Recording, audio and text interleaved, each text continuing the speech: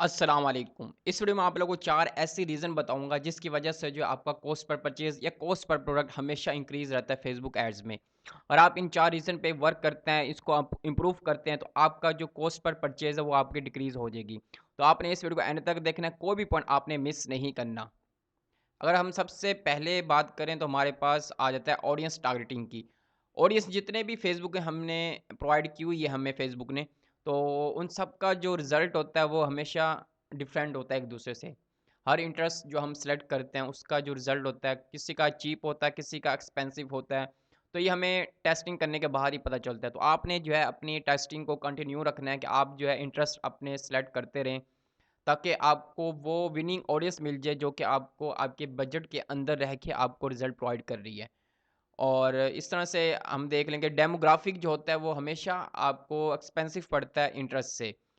20 to 30% जो है वो एक्सपेंसिव पड़ता है आपको डेमोग्राफिक। मीन कि अगर डेमोग्राफिक में अगर आप कोई सेलेक्ट करते हैं, मीन कि ऑल पेरेंट्स हो गए, तो उस तरह के अगर आप कोई सेलेक्ट करते हैं तो वो जो है आपको हमेशा एक्सपेंसिव पड़ते हैं इंटरेस्ट से।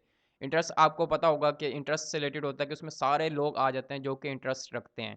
लेकिन डेमोग्राफिक में वो आता है जो कि उस टाइम उस फेज़ के अंदर या उस सिस्टम के अंदर काम कर रहे होते हैं। सिंपल मैं आपको डेफिनेशन बता रहा हूँ। तो इसलिए डेमोग्राफिक जो है आपको हमेशा एक्सपेंसिव पड़ता है इंटरेस्ट से। उसके बाद अगर बैड क्रिएटिव की बात की जाए, बैड क्रिएटिव कुछ होते हैं क्रिएटिव जो कि आपके लिए वर्क कर लेते हैं, कुछ क्रिएटिव होते हैं आपके लिए काम नहीं करते हैं। इस तरह इससे जो है आपकी कॉस्ट पे बहुत इफेक्ट पड़ता है।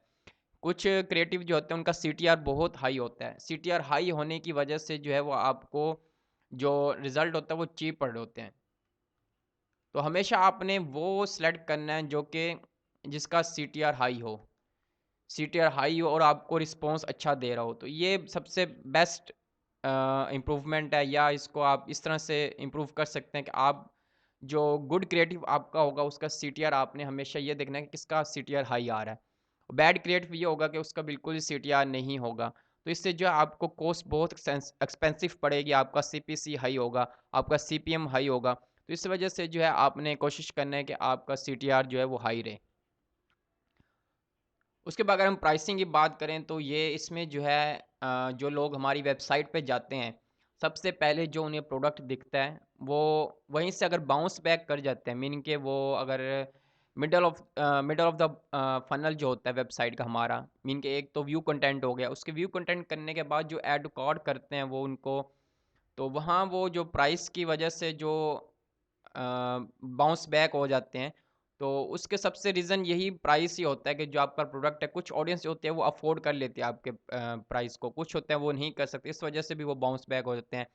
और दूसरा बाउंस बैक ये होता है कि आपका जो प्रोडक्ट होता है उसमें कोई वैल्यू, कस्टमर जो है आपका कोई वैल्यू नहीं देख रहा होता है, मीन कि उसकी लाइफ में कोई वैल्यू नहीं प्रोवाइड कर रहा होता है या आपकी वैल्यू नहीं दे रहा होता उस कस्टमर की लाइफ में आपका प्रोडक्ट। तो इस वजह से भी कुछ लोग बाउंस बैक कर जाते हैं। अब आप यहाँ पे ये कर सकते हैं, आप जो है अगर लोग जो प्राइस की वजह से आ रहे हैं, आप उनको डिस्काउंट दे सकते हैं। डिस्काउंट जो है आपकी उस ऑडियंस को कवर करेगा जो कि प्राइस की वजह से आपके वेबसाइट पे आए हैं, लेकिन उन्होंने बाउंस बैक करने लगेंगे, तो आपका जब वो डिस्काउंट देखेंगे तो आपकी वेबसाइट के साथ वो अटैच रहेंगे और आपके फ़नल के अंदर वो मूव करेंगे।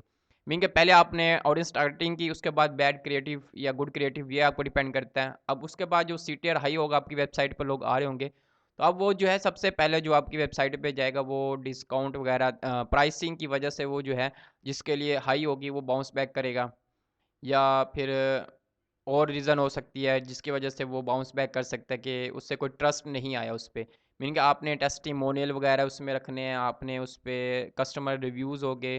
तो इस तरह की आपने हर प्रोडक्ट के साथ आपने जो है अपना कस्टमर रिव्यूज़ लगाना है कि लोग जो आपका प्रोडक्ट बाय कर रहे हैं उनके क्या रिव्यूज़ हैं। इससे जो आपका ट्रस्ट आ सकता है। तो इससे जो है आपके लोग बाउंस बैक नहीं करेंगे। ये छोटी-छोटी चीज़ें होती हैं जो कि लोग काफ़ी अपनी वेबसाइट पे इसे इग्नोर कर देते हैं, जिसकी वजह से जो है आपकी कॉस्ट पर परचेज़ जो है फेसबुक में हाई होता है, क्योंकि वो परचेज़ नहीं कर रहे होते, तो इस वजह से जो है वो परचेज़ हाई होती है। इसी तरह अगर हम एडिशनल चार्जेस देखें तो एडिशनल चार्जेस में ये होता है कि आप काफ़ी लोग जो है वो इस फेज़ से गुज़र चुके होते हैं, मीन के वो प्राइसिंग की फेज़ से गुज़र चुके होते हैं वेबसाइट में, मिडल ऑफ द फनल से गुज़र चुके होते हैं, उनको डिस्काउंट मतलब कि आपकी ऑफ़र बहुत पसंद आती है और आपने बहुत अच्छा रिव्यूज़ भी लगाया हुआ है, लेकिन वो जब आगे ऐड टू कार्ट करने के बाद इनिशिएट चेकआउट करने के बाद जब वो देखते हैं कि आपने कुछ एडिशनल चार्जेस लिए हुए हैं, मीन कि आपने शिपिंग चार्जेस लिए हुए हैं और इसके अलावा और भी काफ़ी चार्जेस हो सकते हैं, जिसमें टैक्स हो गया।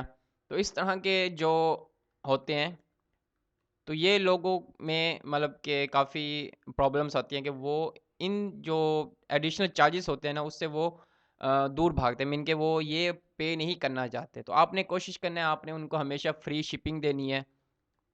फ्री शिपिंग ये ऑफ़र आप क्रिएट करें। और अक्सर लोग जो टैक्स भी ले रहे होते हैं कि अगर किस रीजन में हम जाते हैं तो उसका जो टैक्स होता है, तो वो टैक्स भी ले रहे होते हैं। तो आपने हमेशा कोशिश करनी है कि आप टैक्स ना लें। तो आपने फ्री शिपिंग प्रोवाइड करनी है। इस तरह के जो एडिशनल चार्जेस होते हैं ना, इनिशियल चेकआउट करने के बाद बॉटम ऑफ द फनल जो लोग आपके बाउंस बैक कर जाते हैं, आपसे बाय नहीं करते, तो उनकी रीज़न यही होती है कि उन फ्री शिपिंग होगी या कुछ टैक्स हो गया, एडिशनल चार्जेस हो गए, या कोई ऐसी इन्फॉर्मेशन हो सकती है जो कि पेमेंट इन्फॉर्मेशन के दौरान आप उनसे ले रहे होते हो, जो ज़्यादा ही पर्सनल होती है। तो आपने कोई भी ऐसी इन्फॉर्मेशन भी नहीं लेनी जिसकी वजह से जो है आपका कस्टमर आपको देते हुए ऑकवर्ड फील करे या वो आपको ना दे। तो ये भी होता है कि आपने ऐसी इन्फॉर्मेशन नहीं लेनी। तो इस तरह की और भी काफ़ी वजूहात हो सकते हैं जिसकी वजह से जो है बॉटम ऑफ द फनल जाके भी फेसबुक जो कस्टमर होते हैं आपके बाउंस बैक कर जाते हैं। तो आपने इन चीज़ों से हमेशा ध्यान रखना है और इन चीज़ों को आपने इम्प्रूव करना है। अगर आप भी इसी कॉस्ट पर परचेज़ की वजह से आप परेशान हैं और आपको समझ नहीं आ रही मैं क्या करूँ? तो आपने इस वीडियो को एंड तक देखा। कोई भी पॉइंट आपको अगर समझ नहीं आए तो आप जिस वीडियो के कमेंट बॉक्स में मेरे से पूछ सकते हैं।